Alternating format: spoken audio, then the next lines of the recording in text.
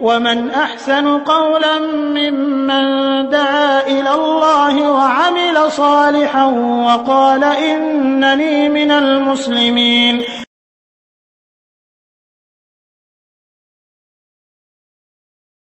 ওয়ালাইকুম আসসালাম রহমতুল্লাহি ওয়া বারাকাতুহু। লাস্টের নাম্বার রয়েছে 588। ভাই, আপনি জানতে চেয়েছেন যে অজু করার পরে যদি কেউ দেখে যে তার লজ্জাস্থান দিয়ে মজি বের হচ্ছে, আচ্ছা তরল পদার্থ, জিহ্বার লালার মতো যেটা পদার্থ বের হয়, রসালো কোনো কথা স্মরণ করার জন্যে বা রসালো কোনো বই পড়ার জন্য, তো যদি এরকম কিছু বের হয়ে থাকে তাহলে তো জানতে পেরেছেন যে লজ্জাস্থান ধুয়ে নিতে হবে। তবে কাপড়ের ক্ষেত্রে কি করতে হবে এই বিষয়টি আপনার জানা দরকার। অনুভব শুকিয়ে গেলে কি করণীয়, এ বিষয়ে আপনার করণীয় হলো যে আপনি ওই কাপড়, যে কাপড়ে মজি লেগে গিয়েছে, সে কাপড়ে পানির ছিটা দিলেই যথেষ্ট হয়ে যাবে। কাপড় বদলে অন্য একটি কাপড় পরেন সেটা আপনার ব্যাপার, কিন্তু আপনার উপর ওয়াজিব ফরজ নয় যে আপনি কাপড় চেঞ্জ করবেন। বরং মজির স্থানে, যেখানে মজি লেগে গিয়েছে, ছড়িয়ে ছিটিয়ে গেছে যেখানে মজি, ওই অংশে, কাপড়ের ওই অংশে পানির ছেটা দিবেন।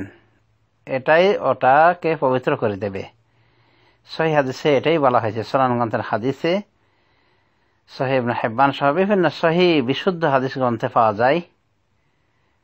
এই হাদিসটি বিশুদ্ধ সনদে এসেছে যে আপনি ওই লজ্জাস্থান বরাবর, ওই কাপড় বরাবর পানির ছিটা দিলেই যথেষ্ট হয়ে যাবে। যেখানে মজি লেগেছে সেখানে পানি ছিটে দিতে হবে, এটাই যথেষ্ট।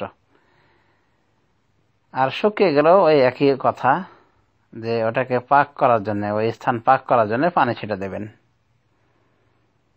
এটাই আপনার করণীয়। এটা করলে ইনশাআল্লাহ আপনার লুঙ্গি পাক হয়ে যাবে।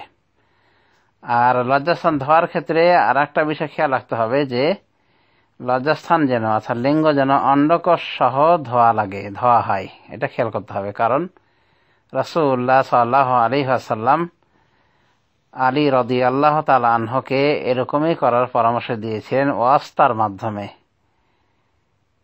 মানে অন্য একজনকে দিয়ে আলী রাদিয়াল্লাহু আনহু জিজ্ঞাসা করেছিলেন যে তার অনেক হাড়ে মজি বের হয়, বেশি বেশি মজি বের হয়।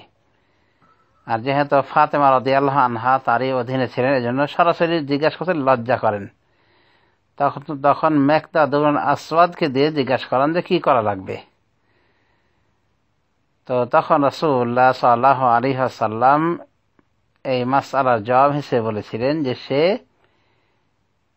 লজ্জাস্থান ধৌত করে নেবে, লজ্জাস্থানকে ধৌত করবে।